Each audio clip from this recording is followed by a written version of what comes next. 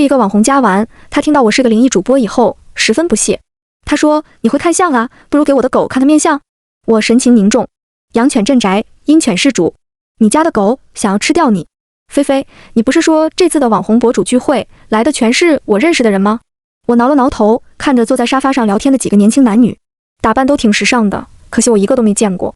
宋菲菲扑哧一笑，朝我挤眉弄眼道：“你傻呀，因为他们都开了美颜啊。”这次的聚会是在国外的一个海岛上，是时尚博主齐南自己私人买下的小岛。岛上风景秀丽，只盖了一栋别墅，整个岛都是他家的后花园。本来我是不想来的，但是宋菲菲说网红们都贼有钱，万一能碰上冤大，嗨嗨，大客户呢。呀，你是灵珠大师吧？天啊，你长得和视频中一模一样。一个年轻的女孩看到我有些激动，她走上前晃了晃白皙的手臂，纤细的手腕上系着一条艳丽的红绳。灵珠大师，我是你的忠实粉丝，自从我买了你这条绳子以后，睡觉都香了很多，再也没有鬼压床了。我叫陆灵珠，是个灵异主播，也是一个网红。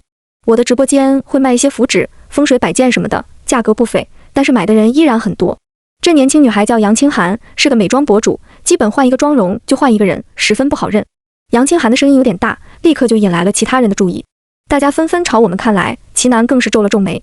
真是的，什么阿猫阿狗都来我的聚会，烦死了，也不知道是谁叫的。宋菲菲腾的一下从沙发上蹦起来，手里还举着个水晶烟灰缸。你再避避去试试看。齐南翻了个白眼，表情做作的双手抱胸。天哪，好粗暴啊！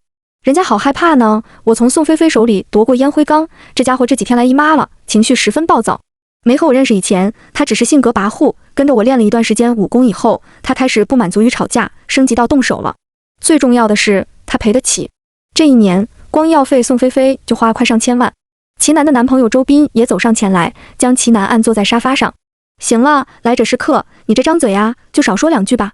齐南非常不服气，他生气地拨开周斌的手，转头瞪了我一眼。他们是不是你请来的？你明知道我最讨厌这种骗钱的人了。杨清涵尴尬地举起手，表情有些不安。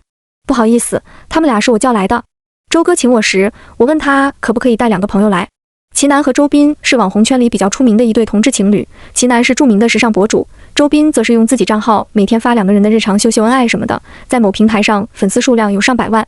其他人都没说话，都站在一边神态各异地看着我们。杨清涵挠了挠头，红着脸解释道：是我特别想见灵珠，就邀请宋菲菲他们俩一起来了。说完，他又从脖子上扯出一个玉色温润的平安扣，他举着平安扣向众人展示。灵珠不是骗子，他很厉害的。这平安扣也是我在他那买的，关键时刻可以替我挡灾的。这平安扣可厉害了，我和你们说，我咔嚓。杨清涵话还没说完呢，手中举着的平安扣已经裂成了2截，没系绳子的那一半更是直接摔到了地上，发出清脆的碎裂声。噗嗤，啊哈哈哈哈！齐南捧着肚子，笑得眼泪都流出来了，其他人也有好几个捂着嘴偷笑的。哎呀，逗死我了！这平安扣果然厉害，这么容易碎的平安扣我还是第一次看见。这东西不会是玻璃做的吧？真是服了你们这帮骗子，骗人就算了，卖这么贵的东西，好歹质量搞好一点嘛。齐南的嘴巴就像机关枪一样，噼里啪啦，说得我连回嘴的空隙都没有。我和宋菲菲对视一眼，宋菲菲神情有些激动地眨眨眼睛，来活了。我这才凝神屏息，仔仔细细地开始打量起这屋里的人。虽然我有着天生的阴阳眼，但是普通阴阳眼只能分辨人和妖鬼，只有更深一层的灵眼才能看清楚这些人身上的气。而每次用完灵眼，眼睛都会有种被掏空的感觉，又酸又涩，十分难受。所以一般不到关键时刻，我不轻易使用。这些人身上的气息果然是黑红交杂，不停翻涌。黑气代表死亡，红气代表生机，其中齐南身上的黑气最重。灵珠怎么样？我还没收回灵眼，听到宋飞的话，转头朝他看去。这一看却吓了一跳，宋菲菲身上的黑气都快化成实质了，而红气却只有1/10都不到，这是九死一生之象。不会吧，这次的事情又是冲着宋菲菲来的？你们俩怎么不说话了？是不是被揭穿了骗局，不知道说什么了？齐南见我们俩只是站在不说话，以为我心虚，更来劲了。杨清涵还捏着半块平安扣傻站在那，见我脸色不对，他浑身一个机灵以后窜到我身后。灵珠大师，这里是不是有鬼啊？呸呸呸！齐南有些生气了，谁家有鬼啊？你家才有鬼呢！他大大的翻了个白眼，十分不屑地瞪了我们一眼。算了算了，一个傻子2个骗子，我还懒得和你们说话呢。周斌走过来，试图打圆场。好了，大家难得聚在一起，别说这些不高兴的事情了。走走走，去我们家的花房里喝茶吧，我特意准备了很久的下午茶。我心事重重的和宋菲菲走在后头，将怀里的千年雷击桃木剑塞进宋菲菲手中。你拿好，哪怕上厕所都别离身。宋菲菲有些茫然，反应过来以后哀嚎一声：不会吧，又是冲我来的？宋菲菲是首富之女，家里勾心斗角的事情不少，而且前一段时间还有一个邪教组织拜月会盯上了她，实在是防不胜防。我们俩皱着眉，有一下没一下的挖着手里的蛋糕，见我们脸色难看，齐南冷哼一声，又想找茬。灵珠大师，听说你很会看面相啊，不如给我家的狗看看面相吧。我随意瞥了一眼，随即有些惊愕，这狗分明是一只阴犬。面对讨人嫌的齐南，我说的十分直接：养犬镇宅，阴犬是主，你家的狗想要吃掉你。所有人都愣住了，现场气氛陡然一静。齐南抽了抽嘴角，漂亮的凤眼中全是不可置信。什么犬？你再说一遍，我家的狗要干嘛？我认真看着他。养犬镇宅，好的狗可以看家护院，驱赶邪祟，而阴犬则会带来灾祸和晦气。农村里有一种说法，会哭的狗会招来霉运，需要处理掉。其实那说法不是迷信，哭犬也是阴犬的一种，每天半夜哭的时候会替家里招来孤魂野鬼。而你这狗更加厉害，是阴犬中的食尸犬，它想要吃掉你。齐南举起怀里的狗，气的话都说不利索了。你睁大你的狗眼看清楚，老子养的可是吉娃娃，它这么一点个头还吃我，它放开吃都吃不了我一个头吧，还吃我，笑死人了。我用看傻逼的眼神看着他，点了点头。他确实想要吃你的头。空气突然就安静了下来，杨清寒重重地咽了下口水，打破了这份诡异的寂静。我的汗毛都竖起来了，灵珠，你说的好可怕呀。齐南抱着狗，扭头对着周斌疯狂咆哮，都是你，什么下三滥的玩意儿都往家里领，你好心请人做客，人家要咒你死呢。周斌被喷了一脸口水也不生气，依然一副好脾气的模样。灵珠，你别说这种话，阿南不喜欢听这些。我皱了皱眉头，好言难劝该死的鬼，但他可能是我客户。要将普通的狗变成阴犬，其实并不太难，只要把你的头发混进狗粮里，再用死人血和尸油搅拌喂给狗吃，喂满7天以后，这阴犬就算是练成了。阴犬吃惯了带有死气和你气味的东西，现在最想做的就是咬死你以后，再将你的头慢慢吃掉。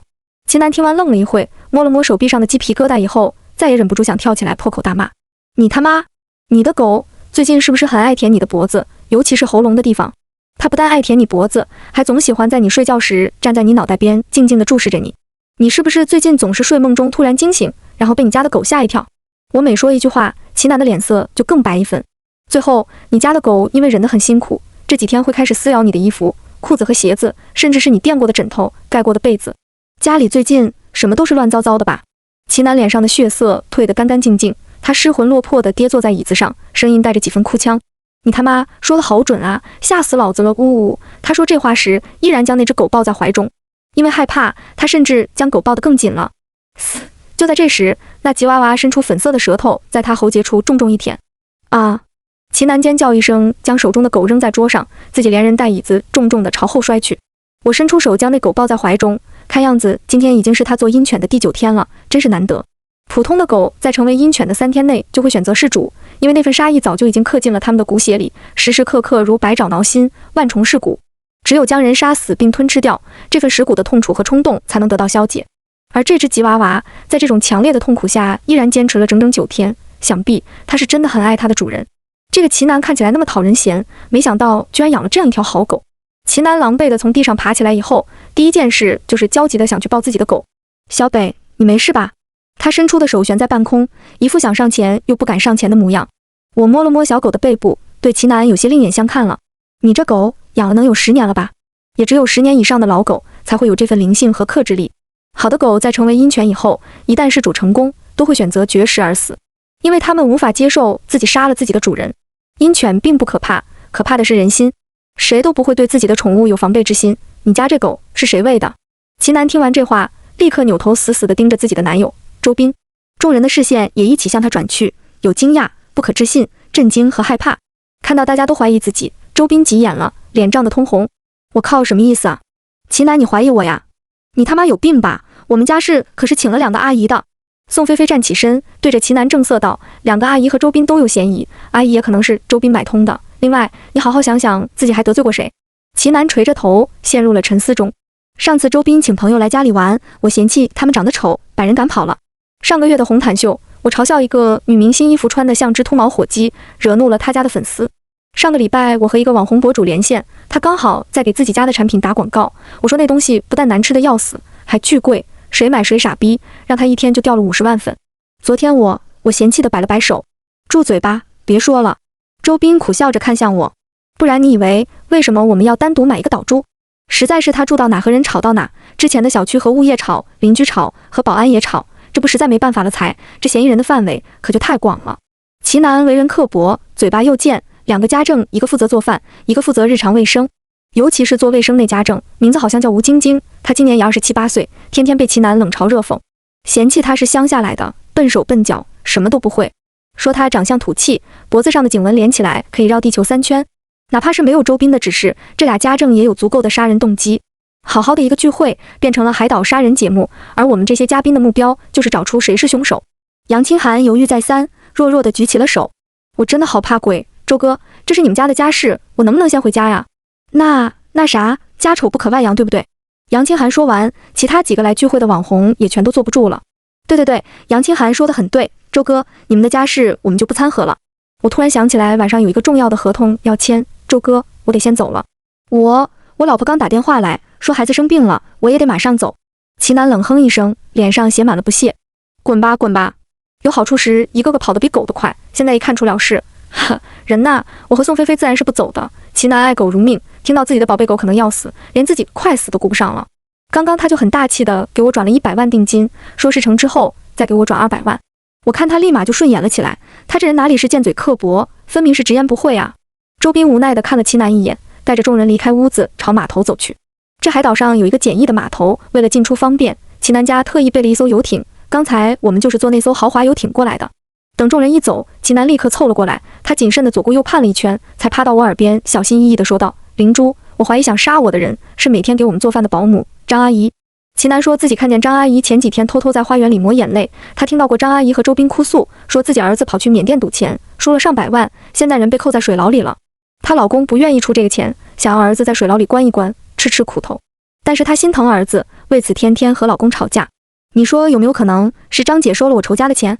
小北一天3顿饭，外加1顿点心，1顿下午茶，1顿夜宵，可都是张姐负责做的。你说什么？见我有些震惊，齐南又细细分析了一遍张姐的疑点。我一把将他扒拉开，怒气冲冲地瞪着宋菲菲。上次住你家阿姨为什么没有给我准备1天6顿饭？宋菲菲大大的翻了个白眼。因为老子在减肥。齐南咬牙切齿，双手叉腰怒视我们。老子可是付了钱的，你们能不能认真听我分析？3人正闹着呢，周斌铁青着脸，带着失魂落魄的众人又回来了。杨清婉惨白着脸，3两步冲到我身边，然后死死地拽着我的手臂不松手，恨不得将自己整个人都挂在我身上。呜，灵珠，游艇被人弄坏了，我们所有人都被困死在这岛上了。周斌一屁股坐在沙发上揉了揉脸，半晌才抬起头沉声说道：这岛上除了我们之外还有其他人，而且所有的手机都突然失去了信号。别墅聚会成了荒岛求生，一个未知的邪术师，一条随时会抱起伤人的鹰犬，还有一帮面带胸罩的衰人。这可真是太刺激了。我伸手拍了拍小北的脑袋，你家有没有狗套什么的？先把这小家伙的嘴给堵上吧，鹰犬的毒我得带回家慢慢拔除。小北死活不肯戴头套，齐南也不敢靠近，他离得近了，小北就朝他呲牙。看到自己爱狗这么难受的模样，齐南心都要碎了。你有没有办法让他不那么难受啊？他不说，我也打算帮小北缓解一下痛苦，这可是条少有的好狗，我不忍心让他遭罪。从兜里掏出条红绳系在他脚上以后，小北瞬间安静了不少。其他人都好奇地看着这条红绳，我嘿嘿一笑，举起手中的一把红绳晃了晃。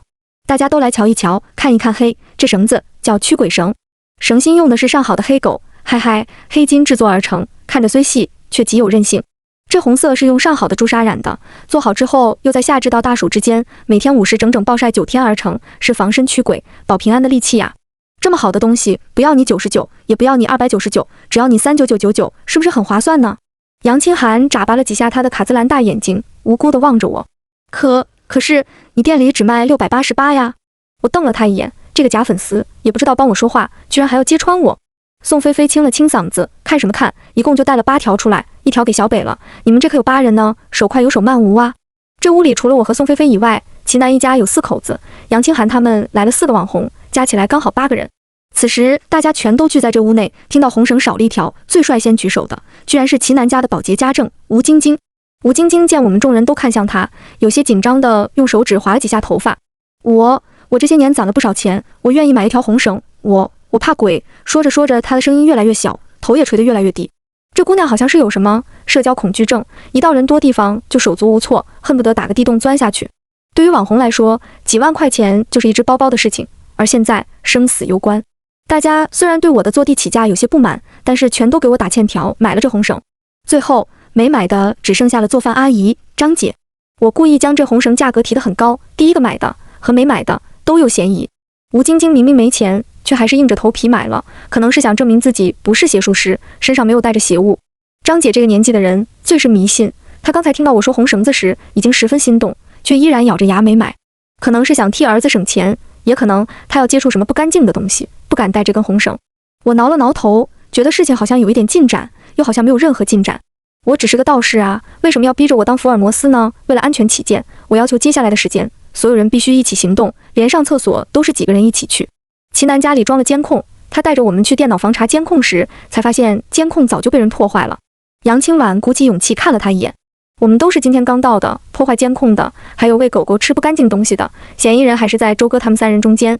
听到杨清婉这么说，吴晶晶直接哭了，她流着泪，哭得一抽一抽的。虽然启老板天天骂我，但是我的薪资有2万一个月呢。我之前是在电子厂上班的，干死干活，一天才200块钱不到，每天还要干10几个小时。我根本不会去杀启老板的。张姐也疯狂点头。就是嘞，这些活计我在家里也天天干，还每天被我婆婆骂。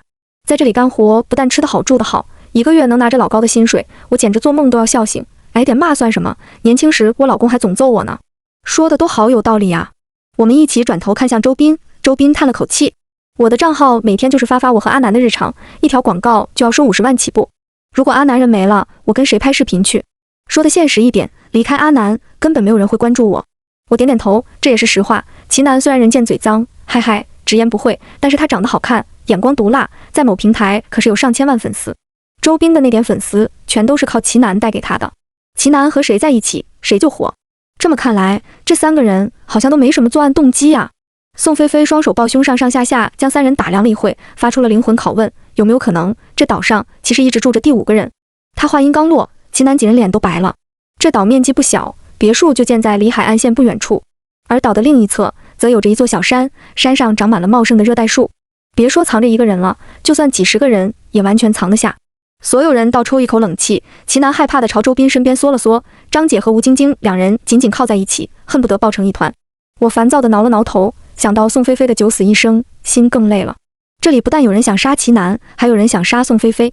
那么问题来了，杀人凶手是2拨人，还是同一拨人？我实在是太害怕了，一怕我就尿急。有没有人陪我去上个厕所？杨清寒可怜兮兮地看着我们，他局促地夹紧双腿，一看就是憋得很了。我陪你去吧。不行。几乎是我话音刚落，屋子里所有人都发出了异口同声的反对声。齐南眼巴巴地看着我，我可是交了保护费的，你得寸步不离我左右。其他人也拼命点头。你走了，我们害怕。我看了看屋外明晃晃的太阳，这是一个热带岛屿，天黑得很晚，此刻应该才下午3点左右，太阳挂得老高，别墅里光线明媚，看起来实在和阴森恐怖挂不上边。都说越有钱的人越惜命，真是说的一点也没错。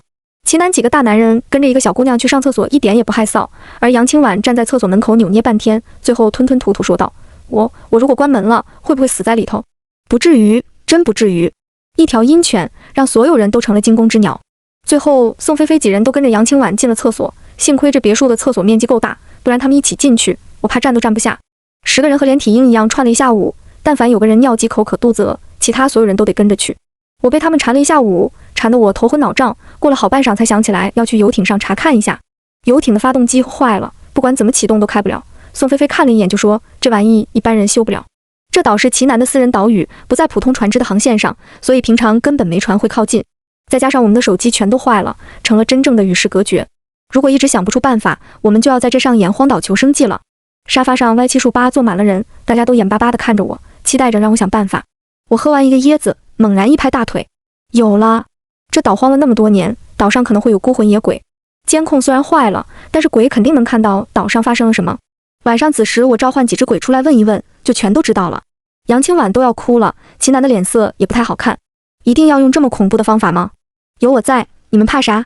众人这才说话了，只是不由自主地互相靠得更近了一些，我被他们捂出一身的汗。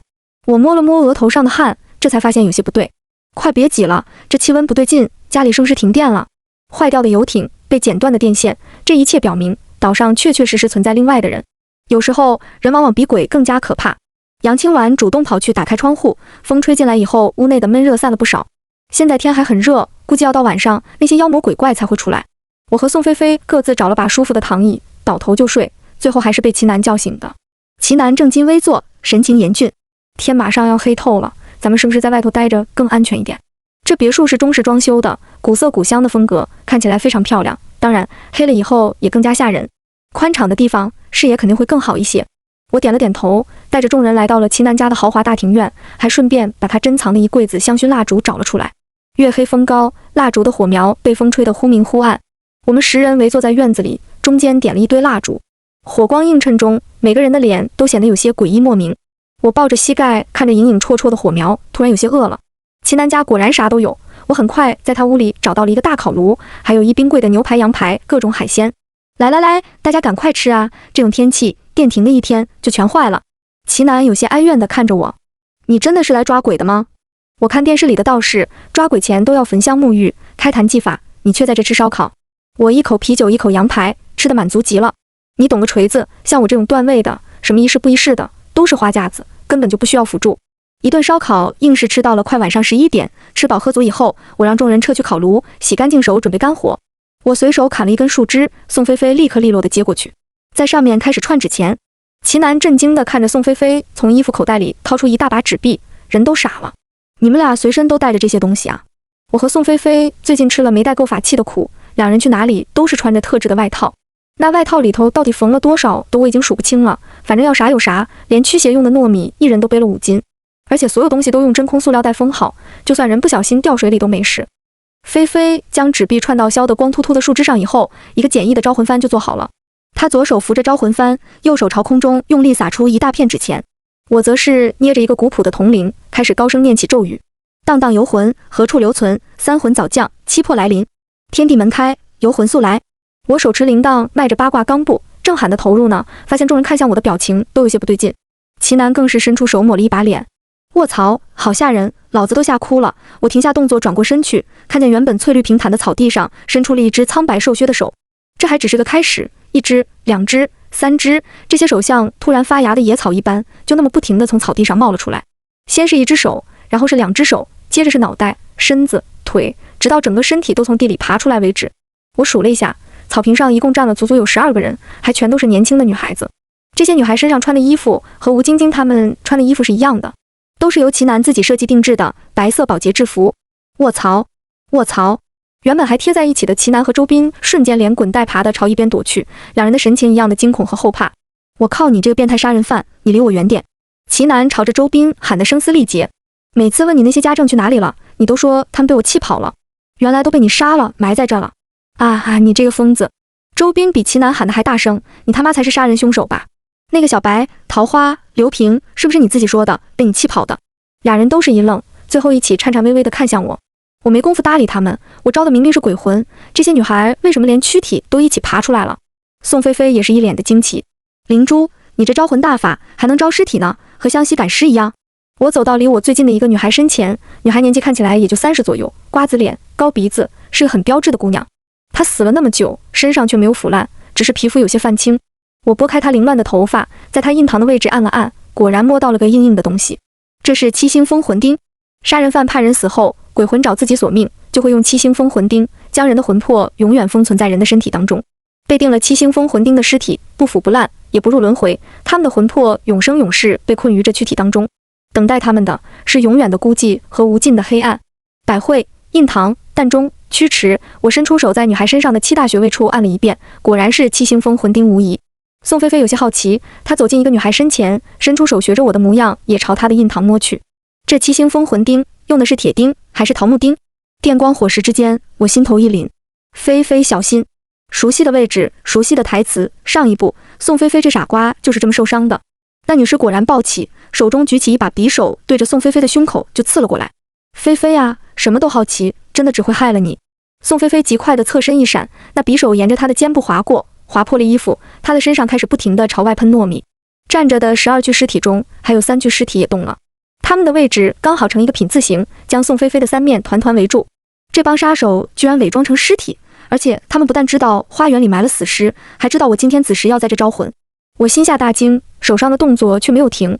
这几个杀手一看就是训练有素，动作干净利落，下手毫不留情，每一招全都是杀招。看这动作，倒有几分像是雇佣兵。我一招撂倒一个女孩后，宋菲菲也踢飞了一个。她自从上次被那僵尸伤到以后，深以为耻，连上厕所都在练习蹲马步，这段时间武功进步飞快。这几个雇佣兵并不恋战，见伤不到宋菲菲以后，几人互相使了颜色，飞快地跳出院子跑了。我一个助跑登上院墙，发现他们都朝着岛的另一侧跑了。之前的猜测果然没错，岛的那头也有人。我不能丢下满院子的人追过去，只能含恨止步。齐南他们一帮人都被这变故惊呆了。我靠，刚才还是恐怖片，现在变成武打片了，什么情况？宋菲菲从地上坐起身，潇洒地甩了甩头发。小意思啦，日常被追杀而已。哎，有钱人的烦恼就是这么朴实无华。齐南等人顿时大为佩服，一个个看向宋菲菲的眼里充满了崇拜和敬畏。我忍不住翻了个白眼，男人至死是少年，菲菲时刻要装逼。行了，别得意了，要不是那包糯米，你肩膀上又得多一个洞。快来帮我把这些桃木钉拔出来。桃木钉拔出以后，院子里瞬间多了一股极为刺鼻的尸臭味。那些尸体也快速干枯腐烂，就好像迅速枯萎的鲜花，转眼间就干瘪得不成样子。8个鬼魂从尸体中飘出来，发出极为尖利刺耳的悲泣声。齐南几人全都捂住了耳朵，面露痛苦之色。这是真正的鬼哭，听到鬼哭之人要倒霉整整3年。等他们哭完，我才摇着铃铛走上前，开始逐个问话。这岛上藏了2个男人，长得可凶了。他们好像是逃犯，在这岛上不知道生活多少年了。其中一个长得很像是缅甸人，但是都会说中文，还会邪术。不知道是说齐南他们倒霉，还是幸运。这岛上一直生活着2个穷凶极恶的逃犯，他们每天都在窥视齐南一家的生活。等齐南和周斌走了，留下年轻的家政女孩，他们就把女孩绑到山洞里，晚宴以后杀掉，等着齐南他们招新的过来。而且他们还拿走了女孩的手机，定期给女孩家里人发信息，所以这些女孩死了那么长时间，家里人才没有找过来。全职家政本来回家时间就不太多，有些在主家做好几年不回家都是常态。女孩的家里人都没怀疑，而齐南他们对此更是一无所知。听这些女鬼说完，齐南人都傻了。他和周斌对望了一眼，猛然甩手给了自己一个大嘴巴子。我却还是觉得有些不对劲，这些女孩是邪术师杀的，但是小北呢？总不会是那缅甸的邪术师搞的鬼啊？他要杀周斌，根本不需要费这么大的劲。所以岛上其实有3拨人，杀宋菲菲的，杀齐南的，还有俩穷凶极恶的逃犯。我挠了挠头，感觉事情越来越复杂了。杀宋菲菲的人，没猜错的话，应该就是之前那个拜月会的。杀齐南的，我侧身瞄了眼周斌和吴晶晶，还有蹲在一边抹眼泪的张姐，总觉得齐南的事情和这3人脱不了干系。不行，我不能在这里坐以待毙。你们在这待着，我和宋菲菲要去山那边看一下。杨清寒瞬间蹦了起来，我也跟你们一起去，这里好多姐姐在，我害怕。我可是交了保护费的，你不能扔下我不管啊。齐南也拉着我不肯放手，我无奈地看着他们，突然有了一个主意。我一脸严肃地走到草坪上，把那些女鬼都喊了过来，围着我绕成了一个圈。是这样吗？你真的看到了？什么？原来如此。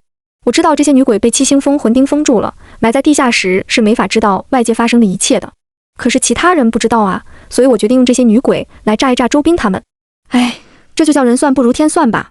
我背着双手仰天长叹一口气，转过身，目光锐利地注视着周斌3人。你偷偷给狗喂饭时，没想到自己会被窗外的女鬼看见吧？还不快从实招来！我厉喝一声，声音中用上了道家心法。吴晶晶浑身一颤，如遭雷击的瘫倒在地，她跪在地上，脸色惨白，良久才摸着肚子看向周斌。阿斌，我怀了你的孩子。他诽谤我呀！他在这里诽谤我呀！周斌闻言猛地从地上蹦起来，脸涨得通红。我靠吴晶晶饭可以乱吃话，不能乱讲，你怎么可能怀上我的孩子？老子喜欢的可是男人。吴晶晶看周斌的样子，苦笑一声。阿斌，都到这个时候了，就别瞒了吧，那些女鬼什么都看到了。说到这，他悠悠地叹了一口气。我和周斌是初中同学，也是对方的初恋。齐南咬牙切齿地走上前，揪住周斌的领口，劈手就是2个大耳刮子。呸！渣男，吃我的住我的用我的，还把初恋叫到家里当保姆，我不在时你都爽翻天了吧？周斌捂着脸也不敢还手，他绝望地扭头看向我。灵珠，我真没有杀人，那些女鬼不是全都看见了吗？你让他们证明我的清白呀！宋菲菲从兜里摸出一把瓜子，站在我身边嗑得津津有味。哇，是不是啊？劈腿就算了，还杀人；杀人就算了，还杀狗，是不是人啊你？齐南疯婆子一样挠了周斌一会，忍不住坐在地上痛哭起来。老子和你好了7年，整整7年，你不但想害死我，还想用小北来害死我，你这是杀人诛心啊！周斌手足无措地站在一边，百口莫辩。我初中确实和吴晶晶谈过一段短暂的校园恋爱，就是因为和她谈了恋爱，我才知道自己根本就不喜欢女人。阿南，你信我呀，虽然你嘴巴又贱人又刻薄，脾气臭还小气，但是我是真心爱你的。我从来没有碰过吴晶晶，她怎么可能怀孕啊？我盯着吴晶晶看了一会，对周斌点点头。吴晶晶确实没有怀孕。这下轮到吴晶晶崩溃了，她猛然抬头看向我，一手还摸着自己的肚子。不可能，我已经2个月没来姨妈了，而且我最近吃东西没有胃口，看到大鱼大肉就恶心想吐。道家一门，医术是最基本的，有没有怀孕，我基本看一眼就能断出来了。听到他这么说，我有些同情。你是不是还焦虑烦躁，睡眠不好，每天感觉自己没精神，每天还一把一把掉头发？吴晶晶疯狂点头，我叹了口气，傻子，你那是减肥减的，太久不吃饭，饿过头了。吴晶晶人都懵了，她呆坐在地上，不可置信地摸着自己平坦的小腹，随即绝望地对着我大喊，周斌每天半夜都会摸到我房间里来睡觉，天快亮时才偷偷地走，这些他又怎么解释？按照吴晶晶说的，他能来这里工作也是周斌介绍的。当时他在电子厂没日没夜的干活，很辛苦，又赚不了几个钱。过年回老家时，他在街上偶然遇见了周斌，周斌很同情他，就给他介绍了这份工作。而且在他刚搬来第1天晚上，周斌就摸黑偷偷上了他的床。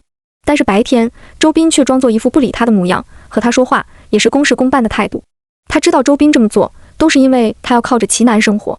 可是随着时间推移，他越来越不满足于和周斌只在晚上偷偷摸摸，他希望他们俩可以光明正大的在一起。周斌有不少存款，他也攒了一些钱，这些钱足够他们过上不错的生活了。而夹在他们俩中间的唯一绊脚石就是奇男，所以当他以为自己怀孕以后，他就很下心，打算除掉奇男。而这个杀人的法子是他们家代代相传下来的秘法。听吴晶晶说完，周斌都快哭了。你这说的什么鬼话？我什么时候上你的床了？老子是名副其实的 gay 啊！我真不喜欢女人。周斌确实没说谎，吴晶晶这个傻女人，这是被人骗了。每天晚上来你房间的不是周斌，而是岛上的那个逃犯。这是最后一个死的女鬼说的。她说自己被关在山洞里时，听到过那俩逃犯说话。他们笑着说吴晶晶把自己认成了其中一个男主人，还说吴晶晶晚上很热情，比他好玩多了。其中那个邪术师会一些幻术，所以吴晶晶眼中的他们全都是周斌的模样。吴晶晶失魂落魄地跌在地上，仿佛全身的力气都被人抽干了。奇男在一边恶狠狠地掐着周斌，恨不得用眼神杀死他。好得很啊，瞒着老子把初恋喊来家里当保姆，你是怎么干的呀？吴晶晶的事情总算解决了，我不顾杨清寒的再三哀求，独自带着宋菲菲朝岛的另一侧跑去。拜月会的主要目的是宋菲菲，此时别墅内就算还有拜月会的人，奇男他们也是安全的。我们得去找到那2个逃犯，防止他们再次伤人。我和宋菲菲狂奔在路上，很快就来到了岛的另一侧。这里果然如那些女孩所说，有一个很隐蔽的山洞。我和宋菲菲小心翼翼地拿着手电筒进了洞，才发现地上躺着2具尸体，拜月会的人杀的。我看了看2人的脖子，都是被干净利落的一刀割喉，很像是刚才那几个雇佣兵的干法。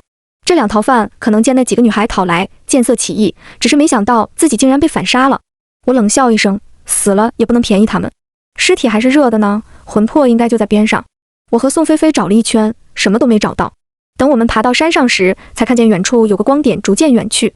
是拜月会的人，卧槽，这帮家伙属老鼠的吗？一击不中就跑路。宋菲菲恨恨地捶了下旁边的树，我也十分恼火。这拜月会简直和苍蝇一样，粘住我们不肯放，实在是让人防不胜防。不过运气好的是，我们在这山洞里发现了一艘充气船，船不大，只能容下3、4个人。等我和宋菲菲上船以后离开，可以很快带人来岛上。离这岛4、5海里地方就有另外一个岛，那儿开了一家度假酒店，游艇什么的一应俱全。我和宋菲菲不动声色地回了别墅，然后把那些女尸的尸体都整理了一下，还给他们做了一场法事，安抚他们的亡魂。最重要的是，我把那2个逃犯的鬼魂也带过去了。他们的鬼魂很快就被这些愤怒的女孩们撕碎了，魂飞魄散，永世不得超生，也算是得到了他们应有的下场。就这么忙活了一整晚，天终于亮了。我和宋菲菲带着他们来到了放充气船的地方，大家对于谁跟我们俩走十分有争议，最后还是杨清寒女士优先，跟着我们俩一起上了充气船。菲菲姐，听说这片海域有鲨鱼呀，我好害怕。杨清寒紧紧地靠在宋菲菲身边，满脸的紧张不安。我似笑非笑地看了他一眼，害怕？你还一定要跟着我们来？